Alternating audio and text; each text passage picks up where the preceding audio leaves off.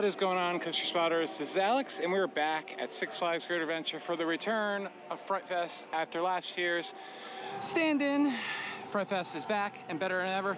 In this video, we're going to show you everything you can do this year, from the food to the houses to the kids' activities. And at the end, we'll share our general thoughts of the event, whether it's worth the houses and whatnot. But let's go inside and begin showing you everything. There's a lot to do and see, and if you want to skip ahead, there are chapters and time codes down in the description. If you want to get a Fright Pass, this gains you entry into the 9 houses. You can buy it online, and then you do not need to go exchange it for anything. They just scan the code that you get on your phone every time. And if you're a Diamond Elite member, you do get free houses, all 9 of them, every visit, and you just scan your membership every time you enter a house. It's fantastic. And finally, if you're just interested in the mazes and coasters, the wonderful coaster power hours that we had back in the springtime will return as Fright Fest power hours. That will take place on Thursdays in September and Wednesdays and Thursdays in October. This will include all the mazes when staffing allows it and all the coasters that are operational currently. In addition, Wonder Woman, Justice League Battle for Metropolis, and Skyscreamer will also be part of the event this time. First, let's start off with all the frights by day, all the kid-friendly stuff. This stuff goes from 11 a.m. to 5 p.m. There'll be no scary people outside, just the decorations and a bunch of shows and activities. So let's go ahead and show those off. Multiple times a day, right at the main fountain, there's the spectacular dance party where you can join these ghouls and have a fun time dancing. I think there's supposed to be music going on, but it's not working. But definitely props to them doing this without music, though. Just to the left of the Main Street Fountain is where you're going to find the majority of things for kids to do down this pathway. So let's go underneath the pumpkin, and there are 2 activities over here. We have the Trick or Treat Trail, which is for kids underneath 12. You get to go trick-or-treating, got free candy, but kids only. I'm a kid. You wish. And then there's a Hail Bale Maze, which anybody can do, with a little photo op right over there with the Demon Man? Frankenstein Hail Bale. Say that a few times.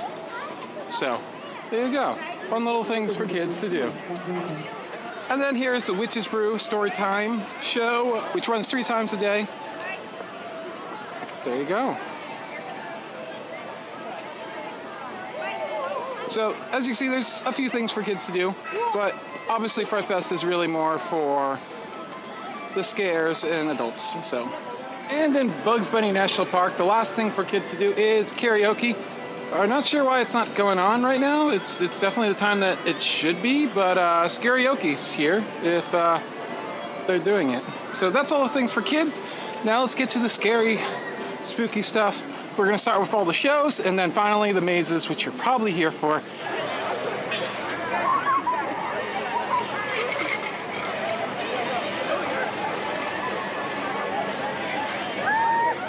So every day the Arrival Ghoul Parade happens, and it runs from the fountain basically to the arena here where the Awakening happens, which is a little bit of a pre-show to the first showing of Dead Man's Party, which features fantastic dancers choreographed to music.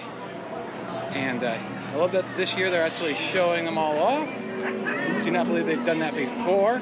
You can see a few of them have actually been in the show before, which is really cool. You're all here, and just in time. You've all been invited to Dr. Fright's annual Dead Man's Party.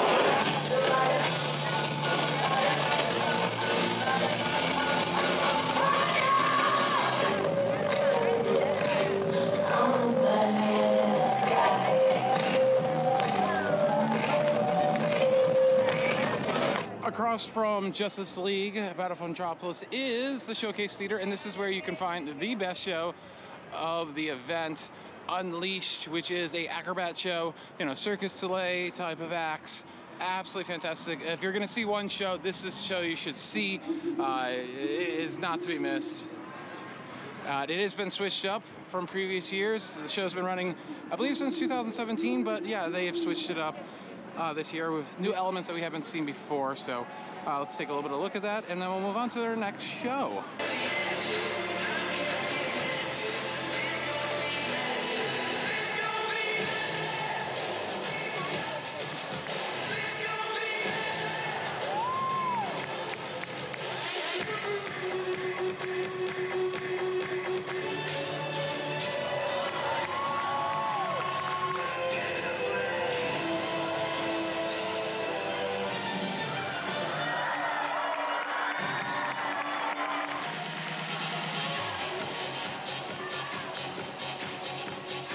Well, Drums has made its way back to Fright Fest this year. It's a fantastic show. Just need to walk up. You don't need to get here early, which is fantastic. And they do all kinds of cool things. And it's very loud, so if you have kids that are sensitive to loud sounds, probably not one for them. But it's a fun show. Let's give a little bit of a look at that.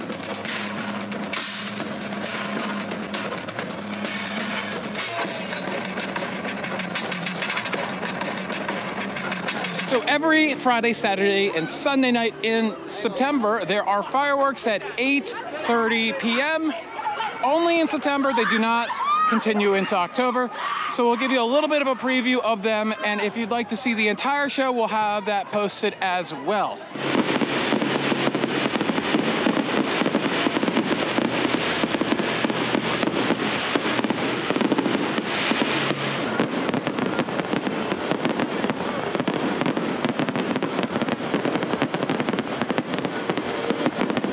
All right, so a quick review. It was about 14 minutes long. I've been coming here since the 90s. Best fireworks I've ever seen, including New Year's Eve. Yeah. And the final show, a staple here on the boardwalk, is the Sideshow Oddity Show. Doc Swan's Sideshow Oddities. He's been here forever.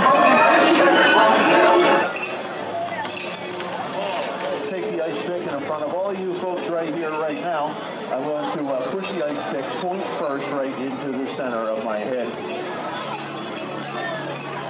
Yeah, top to bottom, it's in the center. Left to right, it's in the center. Oh, yeah, okay. Yeah. Can you imagine how much fun I am at Home Depot? All right, let's talk about the scare zones. This year there are 5 scare zones. A little bit of change here at the main gate. It is Scarecrow Street. Not as much decorations as usual, but some of the same ones at the same time. And not a lot of scare actors out tonight, unfortunately. But of course you have the Bloody Fountain. You gotta have that. And there's some Scarecrow theming down Dream Street.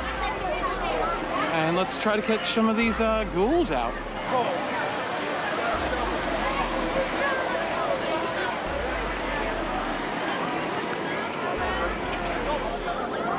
Here's our second scare maze. This is District 6. This is your demon-themed scare maze.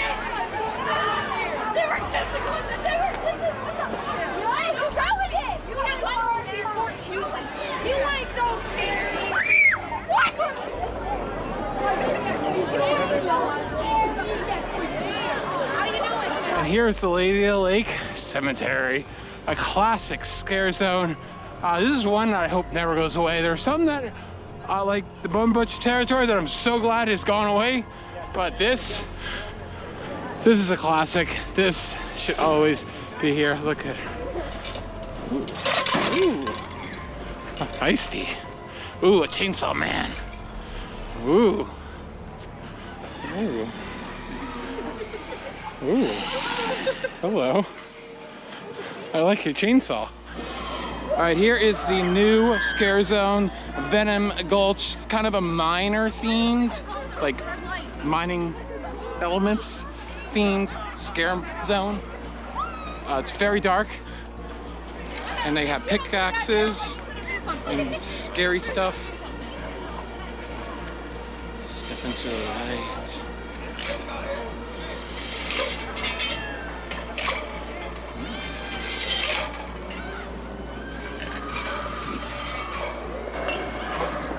Well, they changed it up, but it sucks. So this might be a giveaway to my overall impressions later on, but The atmosphere of Fright Fest is one of my favorite things about the event. Clown Town is what is typically Movie Town. Bunch of creepy clowns run amok. And there's that famous inflatable clown that's for years stood right in front of the carousel, but it's over here this year, creeping you out even closer now.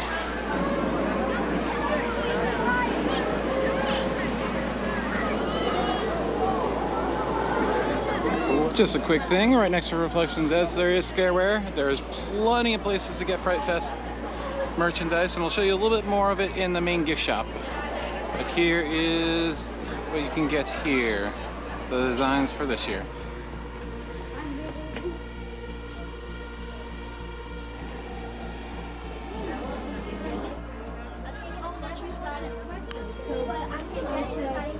Next, let's talk about the different special food items. There are not that many for Fright Fest, but there are some.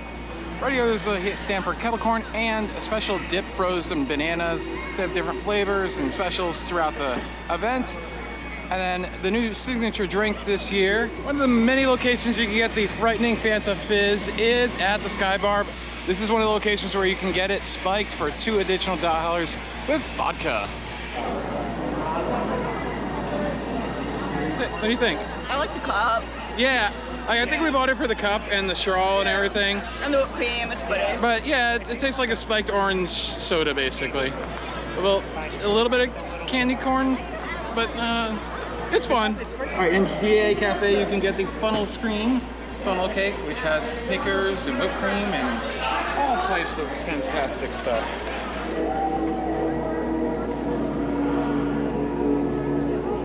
Here are the Spooktacular churro fries. They've been a little bit picked on by the wonderful theme park foodies. Go check their channel out. They're great people. Yeah, they're at Sweet Cakes and Cones. So yeah, there's a little bit of special stuff here for Fright Fest, but it's here and there. It's not like crazy like everywhere. So Hollow Fest had more options, believe it or not. okay, I don't know. Less entertainment, but more food last year. Yeah, the entertainment don't make sense. And we also got them one of our favorite things, the bacon wrapped pork kebabs. I have to try that. That sounds really So if you want to see their reaction, you should always check out our Instagram. We put stuff like this that we don't always put in the vlog. So check that out, the Coaster Spot on Instagram and Theme Park Foodies on Instagram. Yes, well, _theme park _foodies. Okay, there you go. There are 9 houses this year. We're gonna start with, which is probably the least scariest, a good starter for kids, Reflections of the Dead. But first, we'll talk about the Fright Passes. We'll talk about a little bit earlier.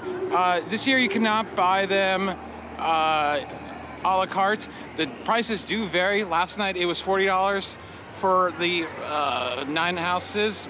Tonight, since you only have 2 hours for 5 of the houses once it gets dark, that start at 8 o'clock, it's only $30, which makes sense since it's unlikely you would get through all of them today anyways. So prices can range between, I believe, about $30 and $50. And then all season Fright Pass is $54.99, and then you can add Express for a low price of just $20. So Reflections of the Dead is just a mirror maze. They have a bunch of spooky effects, a scare actor or two. You have to put on gloves before you go on it. That's just so the glass doesn't get smudged. But as I said, this is probably the least scariest of all of them. They use this mirror maze for all types of events. Christmas, regular times, it's like $5 or $6 upcharge during the summer. So yeah, they just add a lot of decorations to make it a little bit spooky on this one. So it's a fun thing, but if there's a long line and you really want to be scared, definitely skip this one. New this year, and I suppose probably only be this year, is Expedition Dino Survival. I did do this last night, and I'll say if you have a kid who's kind of scared and you needs to work into the mazes, this is a really good one. Not a lot of scare actors, it's just dark with the regular dinosaur exhibits, but it's not too crazy. It's a fun time, but it's not that scary. So there you go. So the new house for the year is the Lab, and this is one that will probably be around, unlike the Dino one. Try to escape this facility filled with unleashed experiments, mysterious test tubes, and top secret research.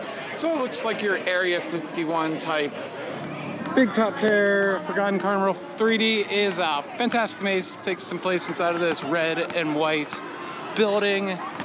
Has 3D effects, old ride vehicles, and a whole carnival, creepy carnival, run amok by scary people. It's fantastic. One of my favorite houses of the event. All right, next up is Bloodshed. This is your farmers gone crazy, butchering everybody scare maze. Really good scare maze. Yeah, it's a fun one, right? Yeah. Yeah, I put it towards the higher of the 9. In the boardwalk are 2 of your houses. You have Fears and the Manor. Fears kind of just has a variety of like scary things like eyeballs and dolls and clowns and cockroaches. It's okay. And then the Manor, it's kind of your typical like haunted house type theme.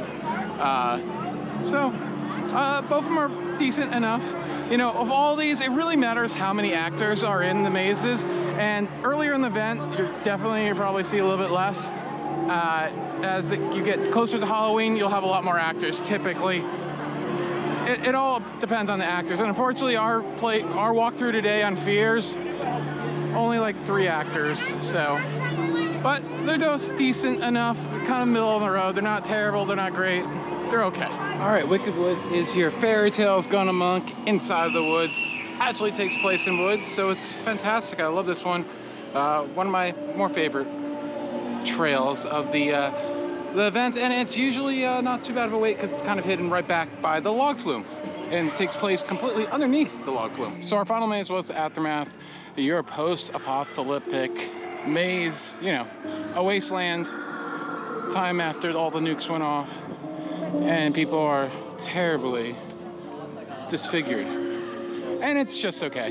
Lower tier, I'd say. But a decent romp. Usually doesn't have too bad of a line due to its location. And that's it. That's all the mazes. That's all the entertainment. That's all the food. That is everything that you can do at Fright Fest here in 2021. Glad to see the events back. So, my opinions on it. Here's the opinion-based part of here, is that I think that the entertainment is the best part. I don't think, depending on the price, okay? Some nights the houses are going to be more expensive. On peak nights, I think it can reach close to $50. On a Sunday when I'm wrapping this up, it was only $30 for all of the houses. So, $30, yeah, I'd say it's worth it. $50, you're going to stretch it, and it's probably going to be a very busy day and hard to do them all anyways. I really think all the free stuff, the atmosphere, the scare zones, definitely the shows. 3 out of the 4 shows are absolutely fantastic. 2 of them are just absolutely amazing and shouldn't be missed. Dead Man's Party and Unleashed are just 2 of the greatest shows in theme park history, in my opinion, especially for regional entertainment. And then in September, the fireworks on the lake are absolutely fantastic. So that's definitely something you want to try to check out and see and experience. So I love Fright Fest. If you want better mazes, though, I will say at a theme park in the area, Dorney Park definitely does a better job. More detail, better scare actors. It's just a little bit more enjoyable time, I'd say. And it all depends on a lot of things. If there are a lot of actors in the mazes or not. Right now, it's kind of a little light, but that's kind of our situation with staffing issues all over the place. So your mileage may vary. The scare actors really do make the maze. Bloodshed was my favorite so far this year, and that's probably because we had the most actors and they were the most lively and interactive and just did the best with the acting. So yeah, that's all we had to say about Fright Fest. If you really want something really next level, though, I would suggest trying some of the independent ones, you know, in like the Philly area, like Jason's Woods, Frightland, the Terror Behind the Walls in Philadelphia, stuff like that. They definitely do a better job with the mazes. They're all the whole package, the whole atmosphere, and all the shows, especially if a membership, it really can't be beat for the price that you got. So that's it for Fright Fest 2021. We'll do a vlog sometime in October, probably, maybe late September, where we just, you know, visit and just a little bit more of an informal video. And definitely a little bit more entertaining. So if you want to look for that, be sure to subscribe and consider hitting that notification bell for instant notifications when a video comes out. This has been Alex. See you next time.